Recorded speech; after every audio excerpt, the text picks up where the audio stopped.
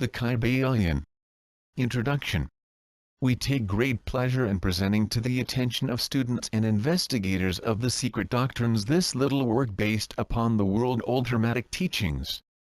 There has been so little written upon this subject, notwithstanding the countless references to the teachings in the many works upon occultism, that the many earnest searchers after the arcane truths will doubtless welcome the appearance of this present volume. The purpose of this work is not the enunciation of any special philosophy or doctrine, but rather is to give to the students a statement of the truth that will serve to reconcile the many bits of occult knowledge that they may have acquired, but which are apparently opposed to each other and which often serve to discourage and disgust the beginner in the study.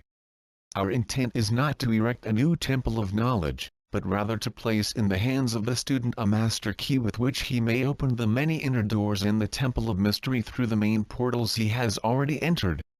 There is no portion of the occult teachings possessed by the world which have been so closely guarded as the fragments of the Hermetic teachings which have come down to us over the tens of centuries which have elapsed since the lifetime of its great founder, Hermes Trismegistus, the scribe of the gods, who dwelt in old Egypt in the days when the present race of men was in its infancy. Contemporary with Abraham, and, if the legends be true, an instructor of that venerable sage, Hermes was, and is, the great central sun of occultism, whose rays have served to illumine the countless teachings which have been promulgated since his time. All the fundamental and basic teachings embedded in the esoteric teachings of every race may be traced back to Hermes. Even the most ancient teachings of India undoubtedly have their roots in the original Hermetic teachings. From the land of the Ganges many advanced occultists wandered to the land of Egypt, and sat at the feet of the Master. From him they obtained the Master Key which explained and reconciled their divergent views, and thus the secret doctrine was firmly established. From other lands also came the learned ones, all of whom regarded Hermes as the Master of Masters, and his influence was so great that in spite of the many wanderings from the path on the part of the centuries of teachers in these different lands, there may still be found a certain basic resemblance and correspondence which underlies the many and often quite divergent theories entertained and taught by the occultists of these different lands today. The student of comparative religions will be able to perceive the influence of the Hermetic teachings in every religion worthy of the name, now known to man, whether it be a dead religion or one in full vigor in our own times. There is always certain correspondence in spite of the contradictory features, and the Hermetic teachings act as a great reconciler. The life work of Hermes seems to have been in the direction of planting the great seed truth which has grown and blossomed in so many strange forms, rather than to establish a school of philosophy which would dominate the world's thought. But, nevertheless, the original truths taught by him have been kept intact in their original purity by a few men each age, who, refusing great numbers of half-developed students and followers, followed the Hermetic custom and reserved their truth for the few who were ready to comprehend and master it.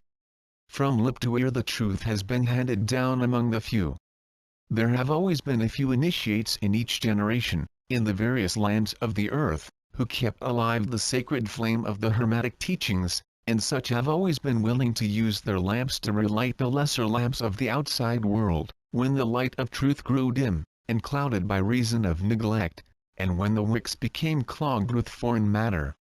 There were always a few to tend faithfully the altar of the truth, upon which was kept alight the perpetual lamp of wisdom. These men devoted their lives to the labor of love which the poet has so well stated in his lines. Oh, let not the flame die out. Cherished age after age in its dark cavern, in its holy temples cherished. Fed by pure ministers of love, let not the flame die out. These men have never sought popular approval, nor numbers of followers.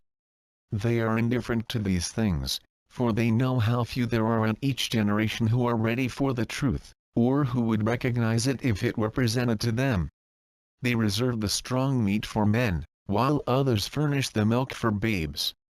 They reserve their pearls of wisdom for the few elect, who recognize their value and who wear them in their crowns, instead of casting them before the materialistic vulgar swine, who would trample them in the mud and mix them with their disgusting mental food.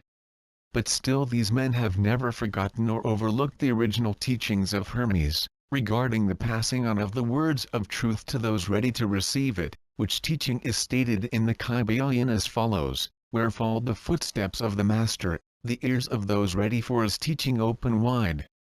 And again, "When the ears of the student are ready to hear, then cometh the lips to fill them with wisdom." But their customary attitude has always been strictly in accordance with the other Hermetic aphorism: "Also in the Kybalion the lips of wisdom are closed, except to the ears of understanding." There are those who have criticized this attitude of the Hermetists, and who have claimed that they did not manifest the proper spirit in their policy of seclusion and reticence. But a moment's glance back over the pages of history will show the wisdom of the Masters, who knew the folly of attempting to teach to the world that which it was neither ready or willing to receive.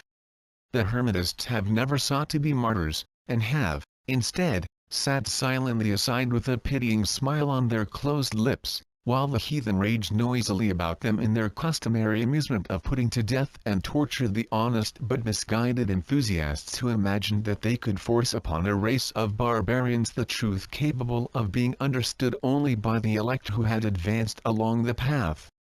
And the spirit of persecution has not as yet died out in the land. There are certain Hermetic teachings, which, if publicly promulgated, would bring down upon the teachers a great cry of scorn and revilement from the multitude, who would again raise the cry of "Crucify! Crucify!" In this little work we have endeavored to give you an idea of the fundamental teachings of the Kybalion, striving to give you the working principles, leaving you to apply them yourselves, rather than attempting to work out the teaching in detail. If you are a true student, you will be able to work out and apply these principles. If not, then you must develop yourself into one, for otherwise the Hermetic teachings will be as words, words, words to you. The three initiates,